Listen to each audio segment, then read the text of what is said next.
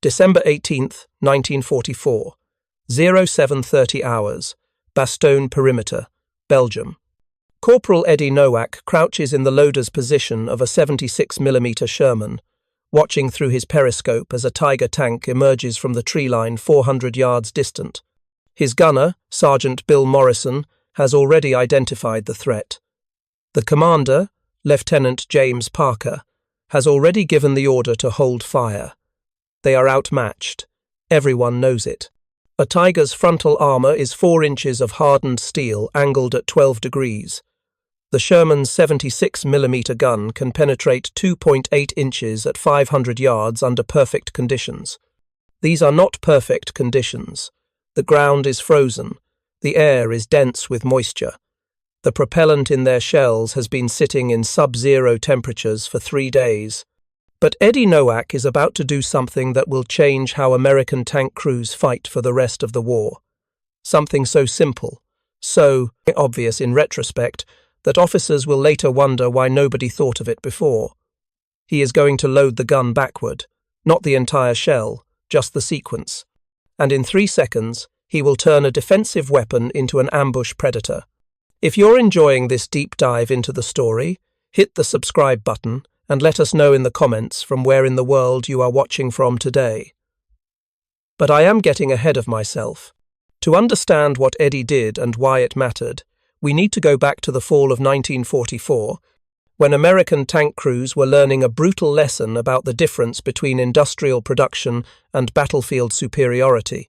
The Sherman tank was a miracle of mass production. 50,000 built during the war. Reliable, easy to maintain. Simple enough that crews could be trained in weeks rather than months. It was designed for infantry support, not tank duels. The Germans had different priorities. The Tiger tank weighed 54 tons, nearly double the Sherman's 30 tons.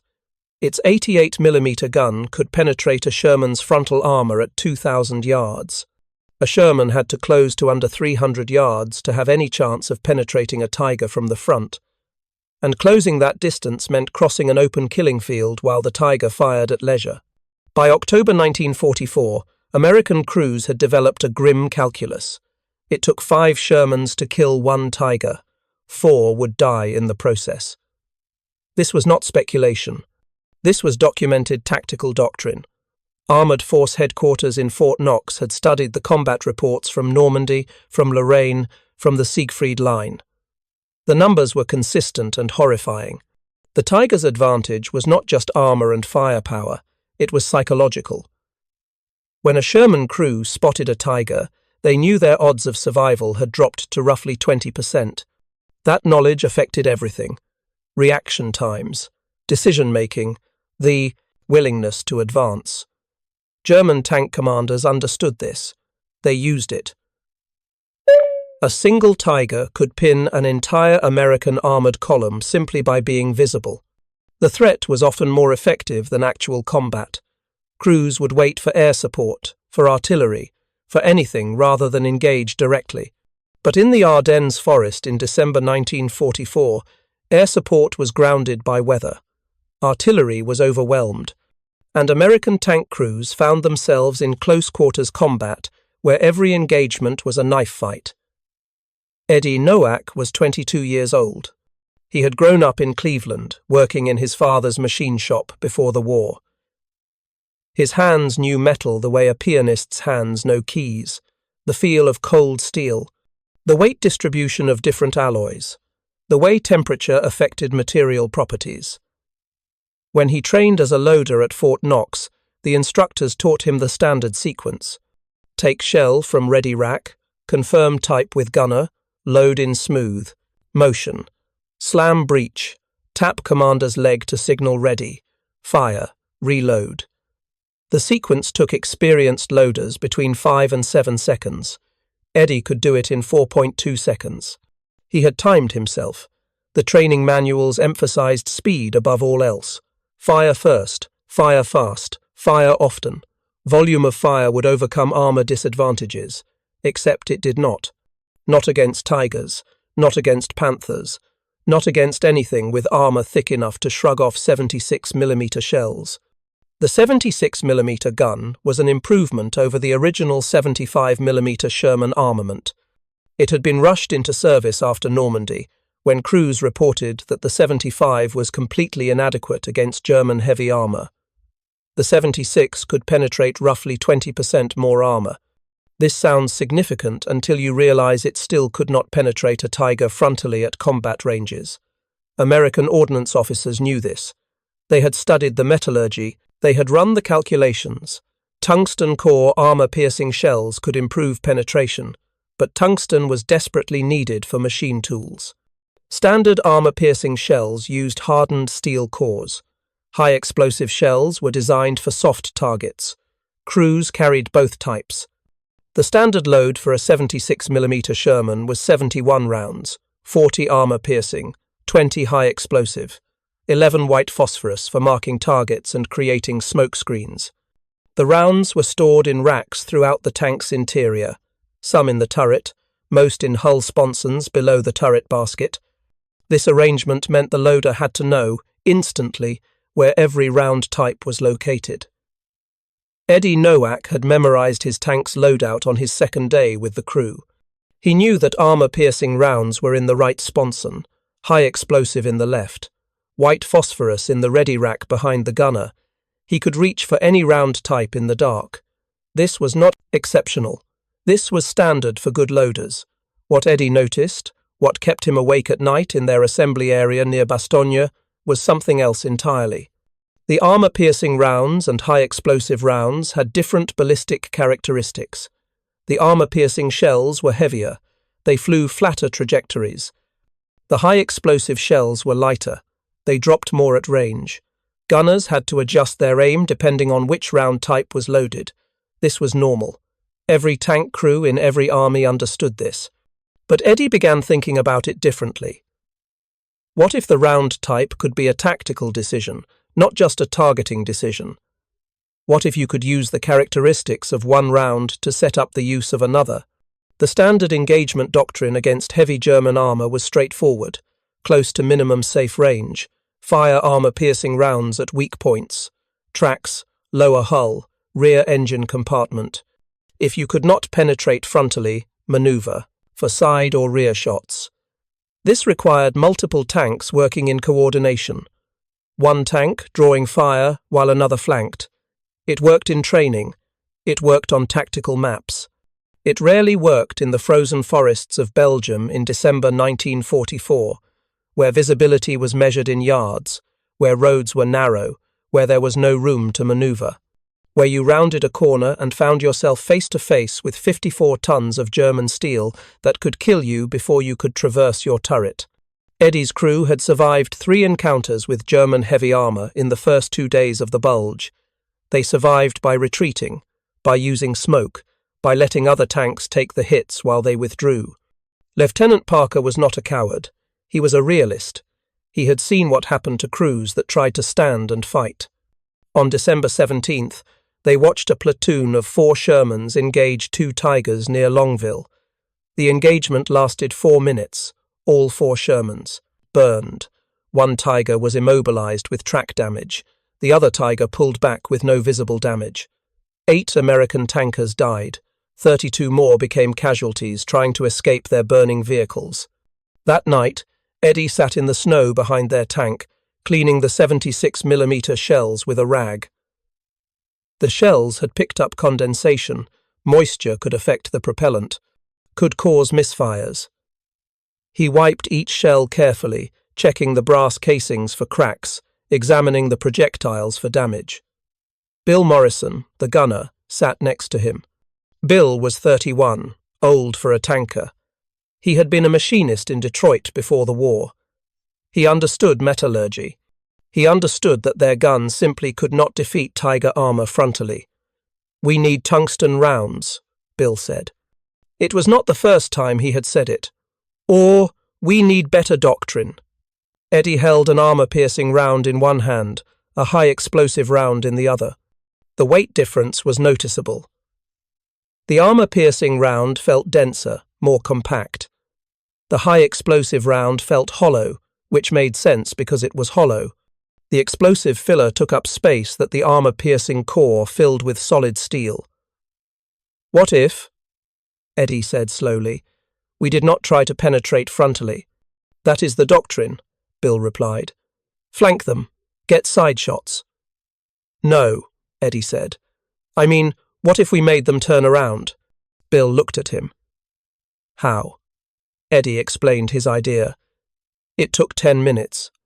Bill listened without interrupting. When Eddie finished, Bill was quiet for a long moment. "That is the stupidest thing I have ever heard," he finally said. Then he smiled. "Or it is brilliant, hard to tell." They brought it to Lieutenant Parker the next morning. Parker was a 24-year-old college graduate from Massachusetts. He had been commissioned 6 months earlier. He had learned tank tactics from manuals written before D-Day, before anyone understood how inadequate Americans' armor was against German heavy tanks. But Parker had also learned to listen to his crew. Eddie and Bill had kept him alive for 3 weeks. When Eddie explained the idea, Parker did not dismiss it. "That is not in any manual I have ever read," Parker said. "No, sir," Eddie agreed, "but neither is running away from every tiger we see." Parker thought about the 4 burning Shermans near Longville, thought about the 8 men who had died following doctrine. If we try this and it fails, we are probably dead. If we do not try it, Bill said quietly, we are definitely going to run out of places to retreat to. The morning of December 18th dawned grey and cold. Their task force was trying to hold a road junction outside Bastogne. The Germans needed that junction to maintain their advance. 2 Tigers had been spotted moving up from the south. Parker's platoon of 4 Shermans was the only armor available to contest them. The other 3 tank commanders wanted to withdraw, fall back to prepared positions, wait for air support or tank destroyers. Parker had made his decision during the night. "We are going to try something new," he told them over the radio. He explained Eddie's idea. The silence on the radio network lasted 15 seconds. Then Sergeant Kowalski, commanding the 2nd tank, said simply, "Well, it cannot be worse than what we have been doing." They positioned themselves in a tree line overlooking the road. The Tigers would have to pass within 200 yards. The range was point blank for an 88mm gun. Suicidal range for conventional tactics. Perfect range for what Eddie had planned. The first Tiger appeared at 0728, massive, inexorable. It moved with the confidence of a predator that had no equals. The commander's hatch was open. The German tank commander was visible, scanning the tree line with binoculars. He knew American tanks were in the area. He was looking for them. Not worried. Just looking. Parker let. The Tiger advanced to 150 yards. Then he gave the order. "Eddie, load high explosive." This was wrong. Every instinct, every training manual, every combat report said you engaged armor with armor-piercing rounds. High explosive shells were for infantry, for trucks, for buildings, not for Tigers. But Eddie had loaded a high explosive round before Parker finished speaking. He had been ready. He had been waiting for this moment for 3 days. "Up," Eddie called, slapping Parker's leg. "Fire," Parker ordered. Bill Morrison put the crosshairs on the ground 3 feet in front of the Tiger's right track. Not on the armor. On the ground. He fired. The high explosive shell impacted frozen earth with a detonation that threw mud and ice across the Tiger's frontal slope. The explosion was loud, dramatic, completely ineffective against the armor. But it did exactly what Eddie had predicted. The German tank commander dropped into his hatch, buttoned up, blinded. For 3 seconds, he could not see, and in those 3 seconds, the Tiger did what every tank does when hit by unexpected fire. It stopped. The driver hit the brakes. Standard procedure. Stop. Assess damage. The commander was shouting into his intercom. The gunner was trying to identify the threat. They had been hit by something. They could not see what. They could not see where it came from. "Traverse right," Parker ordered. Bill was already moving the turret. The electric traverse whined. "Eddie, armor-piercing." Eddie had the armor-piercing round in his hands before Parker finished speaking. This was the trick. This was the 3 seconds that mattered. While the Tiger was stopped, while the commander was blinded, while the crew was confused, Eddie loaded the real threat. Up! The Tiger was turning. The driver had recovered, was starting to pivot the massive tank to face the threat. The turret was traversing left. Slowly, the German gunner had not yet identified their position. Another 2 seconds and he would. Another 5 seconds and the 88 would be aimed at their thin frontal armor. Fire. Bill Morrison did not aim at the frontal armor. The Tiger was angled now, turning. The side armor was visible. Still thick, still formidable, but not invulnerable, not at 150 yards, not to a 76mm armor-piercing round striking at an angle. The round hit the Tiger's side armor at the sponson, just below the turret ring. The penetration was clean.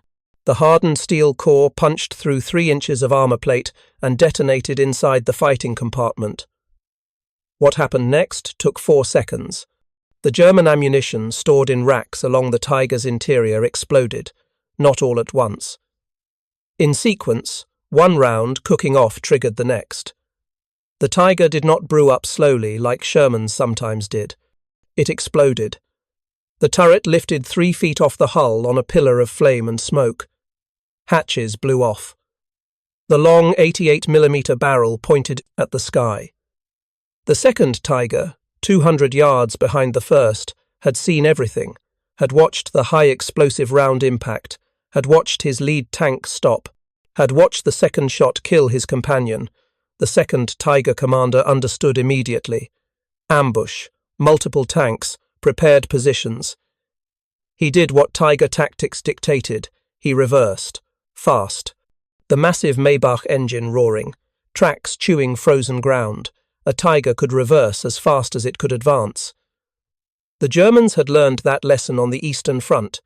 Never present your rear to enemy tanks unless you are sure they are dead. But Parker's 3 other Shermans were ready. They executed Eddie's sequence. High explosive at the ground. Create confusion. Reload armor piercing while the enemy is blind. Fire at the side or rear when they turn. The second Tiger took 3 hits before it cleared the road. 1 penetrated the engine compartment. 1 hit the turret ring. 1 passed completely through the thinner rear. Armor. The Tiger burned. 5-minute engagement. 2 Tigers destroyed. 0 American tanks lost. It should have been impossible. The mathematics said it was impossible. But Eddie Nowak had changed the mathematics. He had weaponized confusion. Parker reported the engagement to battalion. The S2 intelligence officer did not believe him. 2 Tigers destroyed at close range? With no friendly losses? Impossible. The wreckage was still smoking when the S2 arrived to verify. He walked around the destroyed Tigers, taking photographs, measuring penetration points, talking to German survivors. Only 1 man survived the second Tiger, the driver. He had been blown clear when the engine exploded. Under interrogation, he described the engagement. "They fired what we thought was high explosive," he said through a translator. "We stopped to assess. Then they fired again. From a different position, we thought. We did not realize it was the same tank. We turned to engage the second position." He paused. "That is when they killed us. Our side armor. We never saw them clearly. Just muzzle flashes in the trees." The interrogator, a captain named Fleming who spoke fluent German, pressed him. "How many American tanks attacked you?" "At least 6, the driver said. "Maybe 8. Fleming showed him the photographs. 4 Shermans. 4 tanks had destroyed 2 Tigers, and convinced the survivors they had been ambushed by a company strength unit. The psychological impact exceeded the tactical success. Sergeant Kowalski, commanding Parker's second tank, had executed the sequence perfectly. So had the other 2 crews. They had practiced it once that morning. Once. That was all the time they had. But they were all experienced loaders. They understood the concept immediately. The engagement report went up the chain of command. 3rd Armored Division, 1st Army, 12th Army Group. By December 20th, battalion-level tank commanders were receiving mimeographed sheets describing the technique, confusion fire, followed by armor-piercing, the memo called it. Not Eddie's trick, not the loader's sequence, just confusion fire. But among loaders, the men who actually had to execute the sequence under fire, it became known as something else. Nowak's 3 seconds. Because that was what it was. 3 seconds between the high-explosive impact and the armor-piercing shot. 3 seconds while the enemy was blind and stopped and vulnerable. If you find this story engaging, please take a moment to subscribe and enable notifications. It helps us continue producing in-depth content like this. Training cadres at Fort Knox studied the engagement reports from the Bulge. They interviewed survivors. They analyzed the ballistics. They ran tests with captured German armor. The mathematics was sound. A high-explosive round creating visual obstruction could buy 3 to 5 seconds of confusion.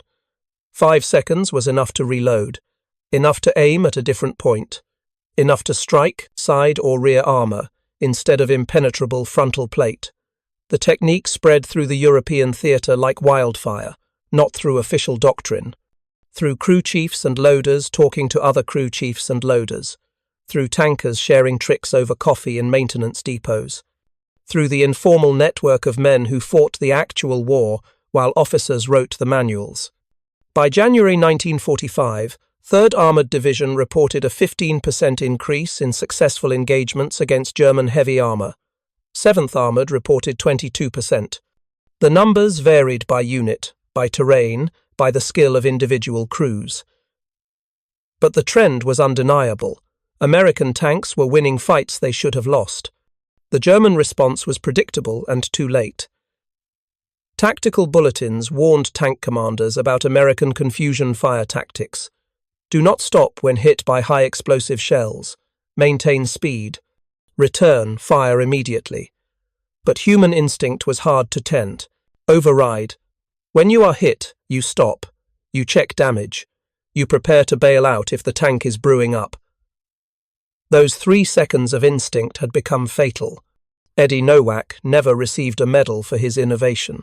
There was no medal for thinking of a better way to load a gun. No commendation for tactical creativity. He continued serving as a loader for Parker's crew until the war ended in May 1945. His final tally was 34 engagements against German armor. His crew destroyed 11 enemy tanks, 6 Panthers, 3 Tigers, 2 Panzer IVs. They were hit 7 times, never penetrated. Parker attributed their survival to luck and divine providence. Eddie attributed it to never giving the enemy more than 3 seconds to react. The technique required more than just mechanical execution.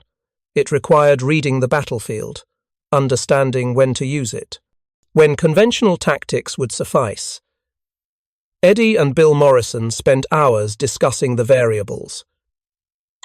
Distance, terrain, enemy tank type, weather conditions, ammunition supply against lighter German armor, Panthers and Panzer IVs, the technique was less necessary.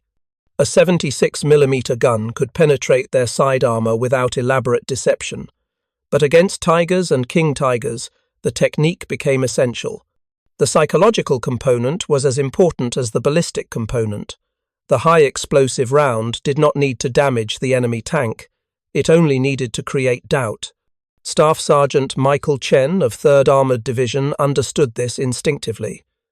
Chen was a 26-year-old former physics teacher from San Francisco.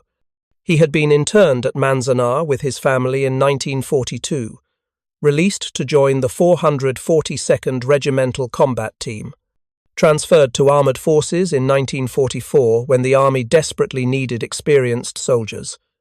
Chen commanded a 76mm Sherman in Combat Command B. His loader, Private First Class, Danny O'Sullivan, was 19 years old from Boston. Irish Catholic family, 7 siblings. Danny had never finished high school, had worked as a dock loader before the war. His hands were fast. His instincts were excellent. When Chen explained Nowak's 3 seconds, Danny understood immediately. Their first opportunity came on January 8, 1945, near Houffalize. German counterattack. 2 King Tigers supporting infantry. King Tigers were even more formidable than standard Tigers. Armor up to 7 inches thick on the turret face. The 88mm gun with even higher velocity. A Sherman had virtually no chance frontally. Chen's platoon was in prepared positions, dug in, camouflaged. The King Tigers advanced slowly, methodically, infantry moving alongside, classic combined arms. The American positions were obvious. The Germans knew where they were. They did not care. They had the armor to absorb punishment. They had the firepower to annihilate anything that resisted. Chen waited until the lead King Tiger was at 100 yards, closer than he had ever let a German heavy tank approach. Close enough to see details. The commander's vision poor, the spare track links welded to the frontal armor. The unit markings on the turret. Danny, high explosive. Up. Fire. The high explosive round hit the ground 2 feet in front of the King Tiger's left track. The explosion threw frozen mud across the glacis plate, across the driver's vision ports, across the bow machine gun mount. For 4 seconds, the driver was completely blind. He did what every driver does when blinded. He stopped, hit the brakes. The 68-ton tank shuddered to a halt. Traverse left, Danny, armor piercing. Danny already had the round moving. The brass casing was cold. The shell weighed 34 pounds. He loaded it smooth. 1 motion. Slammed the breech. Up. The King Tiger was still stopped, still blind. The commander was probably screaming at the driver, to move, to reverse, to do something. But those instinctive reactions took time. The human brain needs a moment to process confusion, to override panic, to give coherent orders. Chen did not aim at the frontal armor. Even at 100 yards, it was impenetrable. He aimed at the right side. The King Tiger had angled slightly when it stopped, maybe 15 degrees, enough to expose the side hull, still thick armor, 3.2 inches, but angled now. The shell would strike at deflection. Fire. The armor-piercing round hit the King Tiger's side hull at the ammunition stowage area. The penetration was marginal. The shell barely made it through, but barely was enough. The tungsten core penetrated the fighting compartment, found the stored ammunition, 32 rounds of 88mm shells. The King Tiger did not explode like the Tiger at Bastogne. It burned, intense, white-hot. Magnesium flares ignited. Smoke grenades cooked off. The crew had perhaps 10 seconds to bail out. The commander made it. The gunner made it. The loader died trying to extract the driver, who was trapped when the transmission housing collapsed from thermal stress. The second King Tiger had seen everything. But the German commander made a critical error. He assumed the American tank that fired was the one that had been visible in the tree line. He traversed his turret toward that position. Fired. The 88mm shell hit the Sherman that was in that position, penetrated the frontal armor, killed the crew instantly. But Chen's tank was 40 yards to the right, hidden behind a destroyed farm building. The Germans had not seen him fire, the muzzle flash, the smoke. They assumed it came from the obvious position. Chen executed Nowak's sequence again. High explosive at the ground. Reload armor piercing while the enemy is confused. Fire at the exposed side when they turn. The second King Tiger burned. The engagement lasted 6 minutes. 2 King Tigers destroyed. 1 Sherman lost. Before Nowak's technique, the expected ratio was 5 Shermans lost for every German heavy tank destroyed. Chen had inverted the mathematics. His after-action report was classified immediately, not because the technique was secret.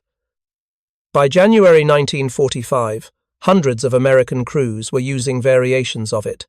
But because admitting that American tanks needed tactical tricks to compete with German armor was politically uncomfortable, the official narrative was that American armor was adequate, that crew training and numerical superiority would prevail. The classified reports told a different story. They revealed that American tank crews were adapting, improvising, creating tactical solutions to overcome material deficiencies.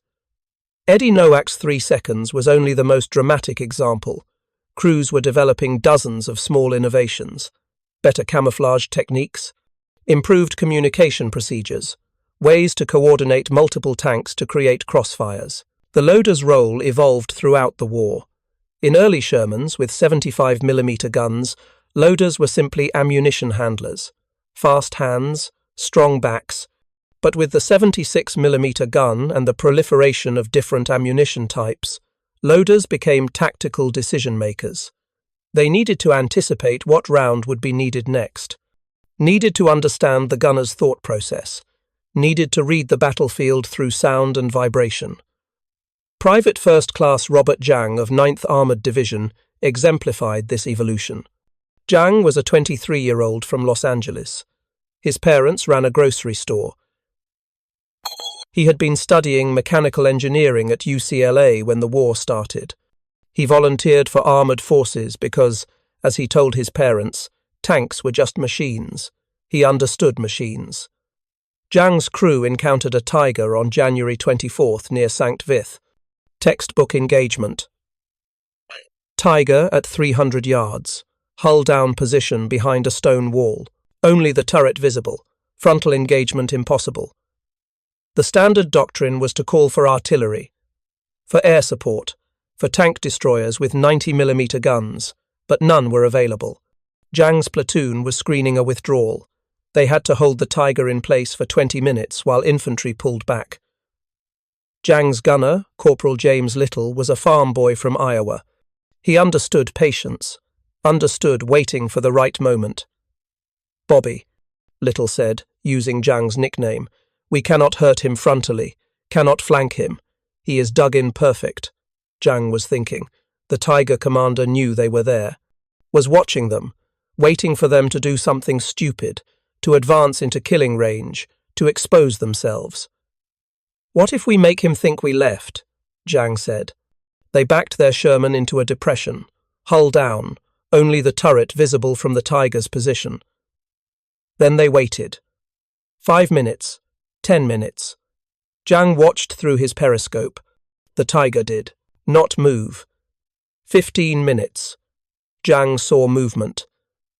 The Tiger's commander opened his hatch, raised himself up, scanning with binoculars, looking for the American tanks he thought had withdrawn.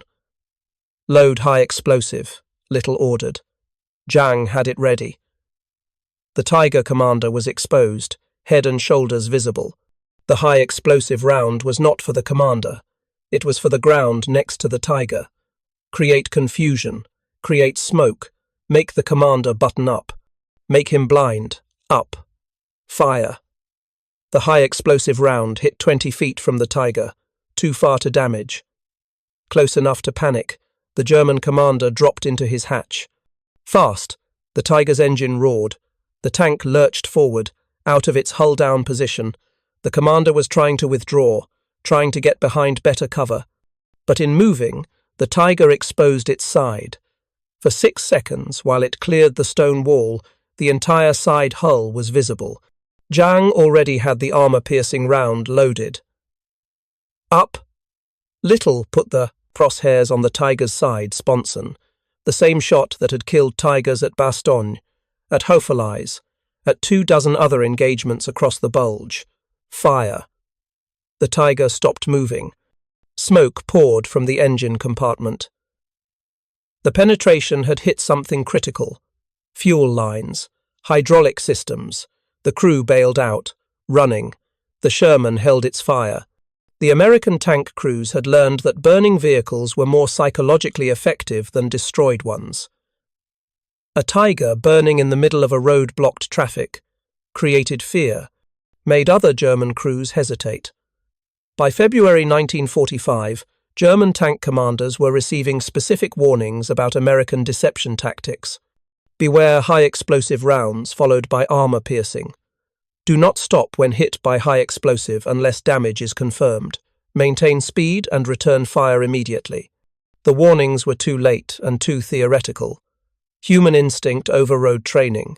When you are hit, you stop, you check, damage. This is not cowardice. This is survival reflex. The difference between crew that lived and crews that died was often just the speed of their reactions. But even the fastest reactions took 3 seconds. And 3 seconds was exactly what Eddie Nowak had calculated they needed. The technique had limitations. It required the loader to be fast enough to execute the sequence. Not all loaders were. It required the gunner to instantly shift aim points. Not all gunners could. It required the tank commander to read the battlefield and know when to use the technique versus conventional tactics. Not all commanders had that judgment.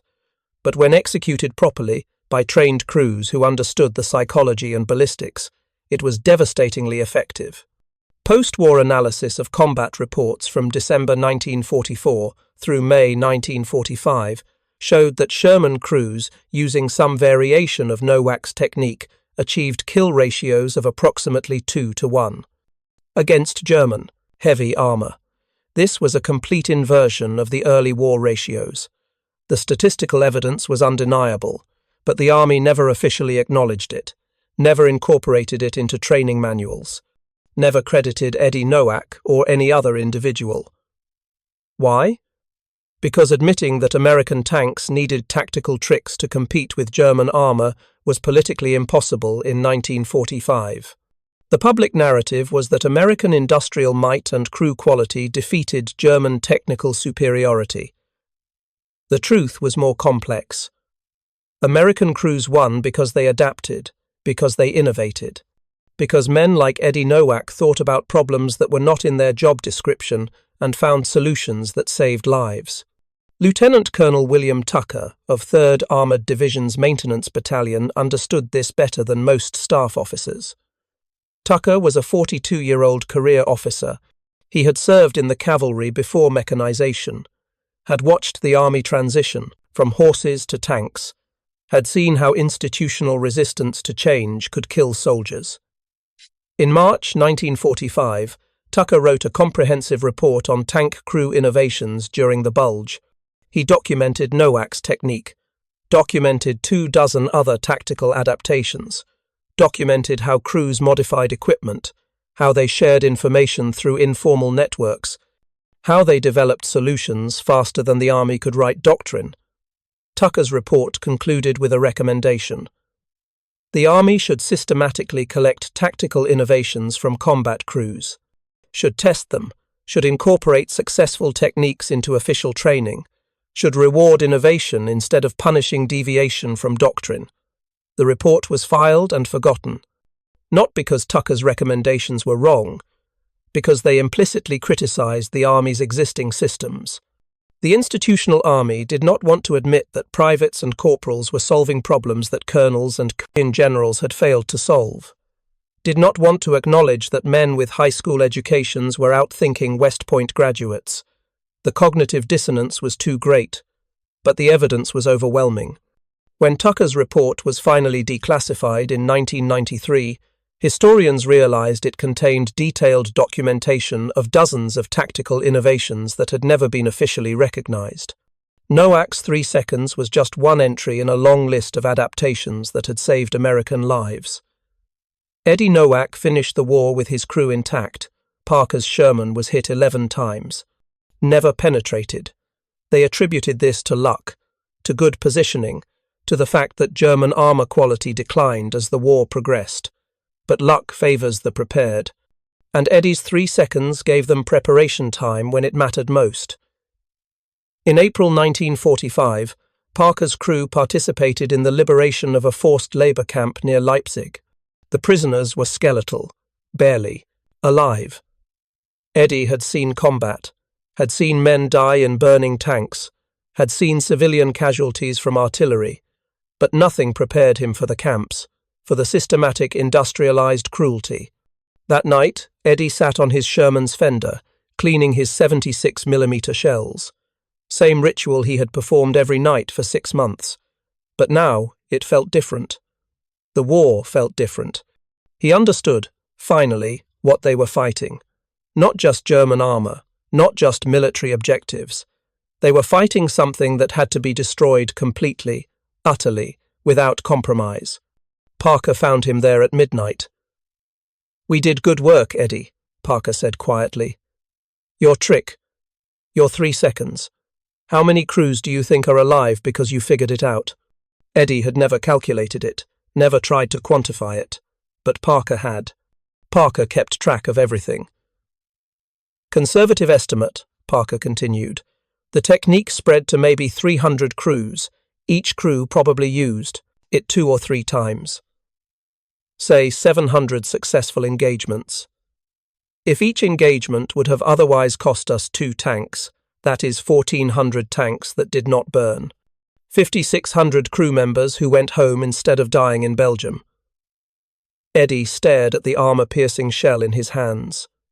It weighed 34 pounds, cold steel, hardened core, brass casing, just metal, but in the right hands, at the right moment, it could save 5,600 lives. "I just did not want us to die," Eddie said simply. "None of us did," Parker replied. "But you figured out how to not die. That is worth something." The war in Europe ended May 8, 1945. Eddie's crew was in Czechoslovakia. They heard about the surrender over the radio. There was celebration, relief, but also a strange emptiness. They had been tankers for so long, had lived in 30 tons of steel, had thought in terms of armor, thickness, and penetration values. Now what? The army wanted to keep experienced crews for occupation duty. For potential deployment to the Pacific, Eddie volunteered to go home instead. He had served 14 months in combat. He had earned discharge. He took it. He returned to Cleveland in July 1945, went back to work in his father's machine shop. The skills transferred. Metal was metal. Whether you were machining parts or loading tank shells, you needed the same understanding of weight and balance and precision. He married his high school sweetheart, Helen, in September. They had 3 children. He never told them much about the war. What could he say? That he loaded a gun slightly differently and it saved thousands of lives. It sounded absurd. Like claiming credit for something obvious. Helen knew he had been a tanker, knew he had fought in the Bulge. That was enough. The details did not matter. Bill Morrison stayed in touch. They exchanged Christmas cards for 40 years. In 1983, Morrison wrote that he had been contacted by a military historian researching tank tactics during the Bulge. The historian wanted to interview crew members about tactical innovations. Morrison gave him Eddie's address. The historian, Dr. Thomas Harrington from the Army War College, visited Eddie in Cleveland in January 1984. Eddie was 62 years old, retired. Living in the same house he and Helen had bought in 1947, Harrington brought documents, combat reports, after-action reviews, statistical analyses. "Mr. Nowak," Harrington said, spreading papers across Eddie's kitchen table. "I have been studying tank engagements from December 44 through April 45. I kept finding references to a technique, high explosive followed by armor-piercing, confusion fire. Different units called it different things, but they all traced it back to 3rd Armored Division, to a crew commanded by Lieutenant Parker. Your crew." Eddie looked at the documents, recognized some of the unit designations. 7th Armored, 9th Armored, 2nd Armored, units he had never served with, units that had learned the technique second-hand or third-hand. It was not complicated, Eddie said. Just common sense.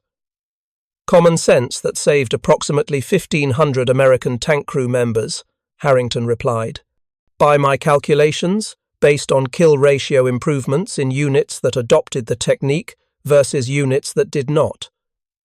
1,500 was lower than Parker's estimate of 5,600, but still substantial. Still hundreds of men who went home to their families, who had children, who built lives, all because Eddie had thought about loading sequences differently. I never kept track, Eddie said. Nobody did, Harrington agreed. That is the problem. The Army never officially documented it, never added it to doctrine. I am trying to correct that. I am writing a comprehensive history of tactical innovations during World War II. I want to make sure you get credit. Eddie thought about that. Credit, recognition. His name in a history book. It felt strange. Wrong, somehow. The credit belongs to all the loaders who executed it, Eddie said. I just thought of it first. They made it work. Harrington's book, Tactical Adaptations in Armored Warfare, was published in 1986. It contained 12 pages on Nowak's technique, detailed diagrams, mathematical analysis of ballistic trajectories, psychological assessment of enemy responses. Eddie's name appeared 17 times. The book was read by army officers, by armor school instructors, by military historians, but not by the general public. It was too technical, too specialized.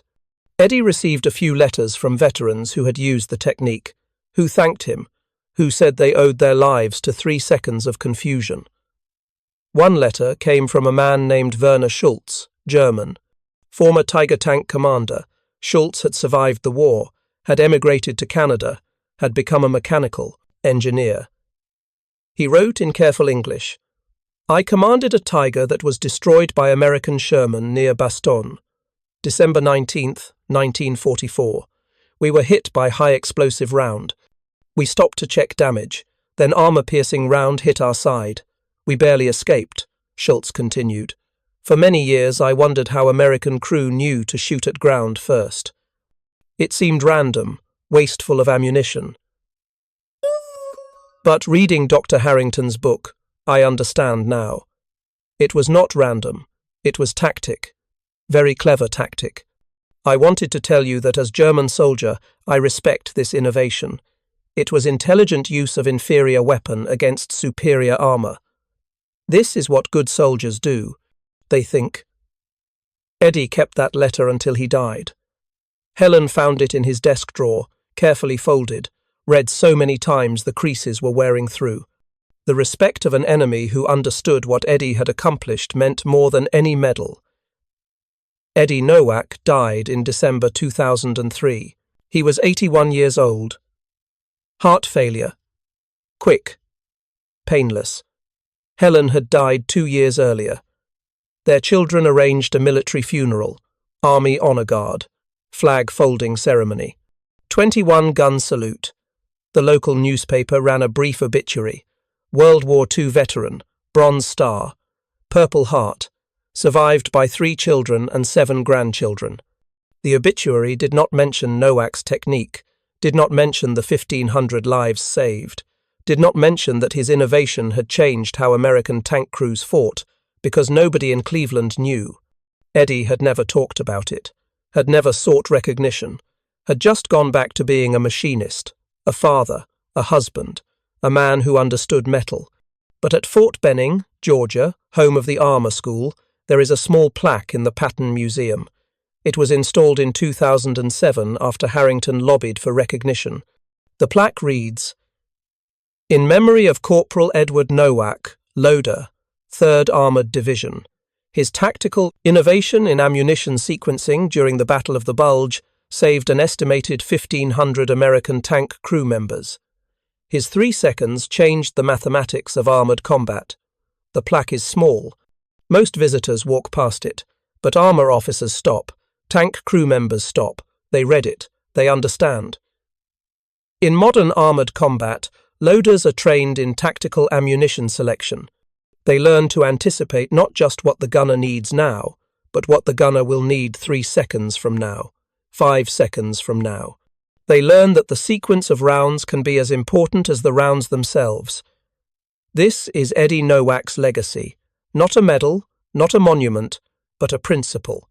The idea that thinking about your job differently can save lives.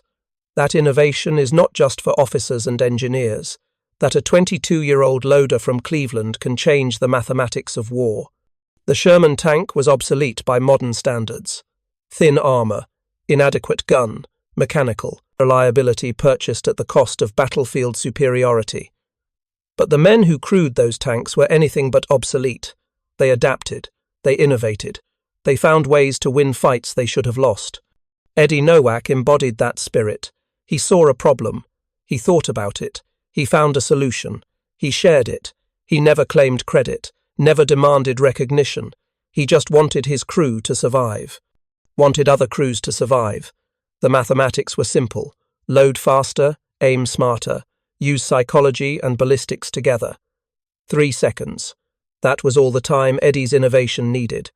3 seconds while the enemy was confused, while their vision was obscured, while their instincts told them to stop and assess damage. 3 seconds to reload, to aim at a different point, to fire at armor that could be penetrated instead of armor that could not. In those 3 seconds, Eddie Nowak saved 1,500 lives, maybe more. The exact number is unknowable, but every Sherman crew that used his technique and survived owed him something. They owed him for thinking about loading sequences while sitting in the snow behind a tank, for explaining his idea to a gunner who called it stupid, for executing it under fire when everything depended on timing. This is heroism, not the kind that gets headlines, not the kind that historians write about in popular books, the quiet kind, the kind that solves problems nobody else noticed, the kind that saves lives without fanfare or recognition. Eddie Nowak was a loader. He loaded shells, but he loaded them smarter than anyone else. And that made all the difference. For more detailed historical breakdowns, check out the other videos on your screen now, and don't forget to subscribe.